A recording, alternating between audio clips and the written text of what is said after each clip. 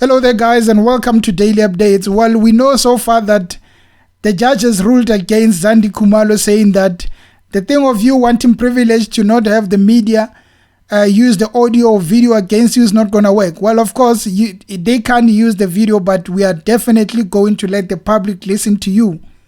Now, so far, it seems like the stove has been turned on 6 because she has started crying, pointing at the accused, saying that, do you guys even know how much pain you have caused the family? Please listen to this clip. Are you guys even aware what you guys did to our lives? Are you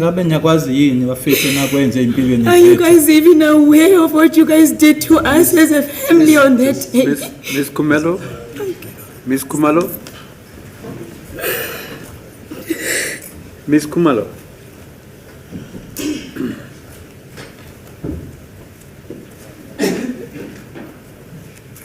The damage that you guys caused. Miss Khumalo, you're not supposed to do that. I strongly object to it. Okay, after listening to the clip, it does seem like the stove is a bit, it's warm at this minute. It's not even hot because Mshololo has not even taken the stand to grill her. They are already leading the evidence, and when it's time for cross-examination, it's going to be tears all around. So far what we've heard from Zandie is that those intruders came into the house, forced themselves into the house, and then a fight started between all of them because she's saying something like she took Khumalo's crush to try and hit those guys, assault them, especially accused number 2. But because she's short, she couldn't do that. Khumalo took the crush and used it against the intruders. And then there is the allegation that there was a first shot that went off and it hit the tile, and from hitting the tile it went on to hit Zandie's leg. And she's saying that Senzo was fighting with a guy with the dreadlocks, and that's when the first fire went off. So before that fire went off, Kelly was hiding, and she came and joined to help Senzo to fight those guys because she realized that it's difficult out there. She went there to help Senzo. Zandie's mom was also attacking accused number 2 with hands. That's what she's saying. And she says, after the first shot went off, I ran into the bathroom and Khumalo ran into the bedroom. That is when the first shot scared all of us, so we decided to take cover. But others remained there, especially Senzo, because he was the one who was in a fight with those guys.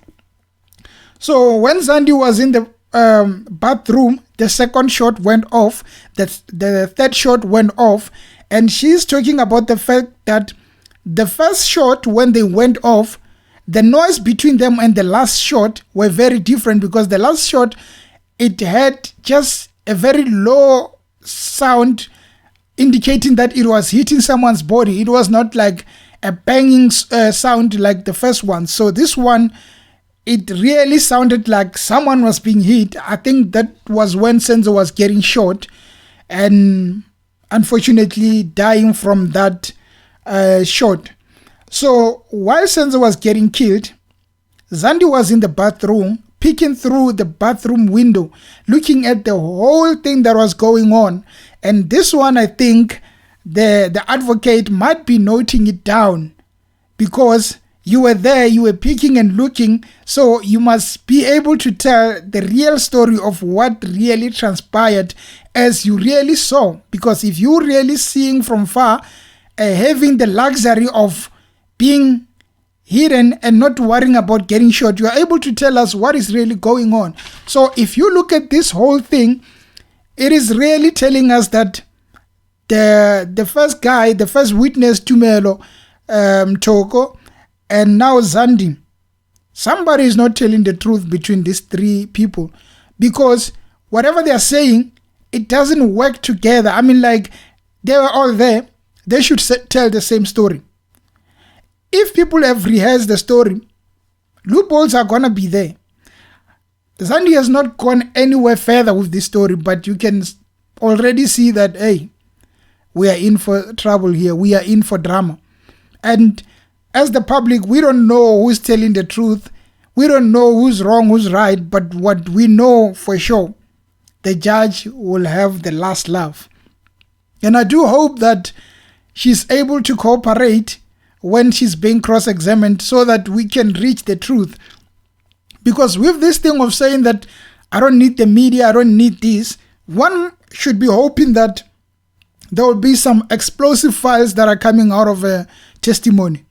But if it doesn't, we wonder, why was she asking not to be shown, not to be heard? Because as the public, this is what we wanted. But will it have some beautiful fruits that in the near future will look back and say, this person really helped crack the case of Senzo? I don't think so.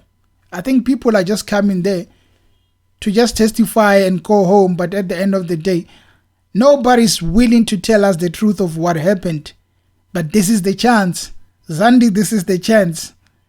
You must crack. Somewhere out there, you must just say, I'm tired. This is what really happened. And then end of the story. Arrest the people who killed Senzo. Close the case. But in the real world, nothing will ever happen. Anyway, guys, thank you for tuning into the channel. And until next time.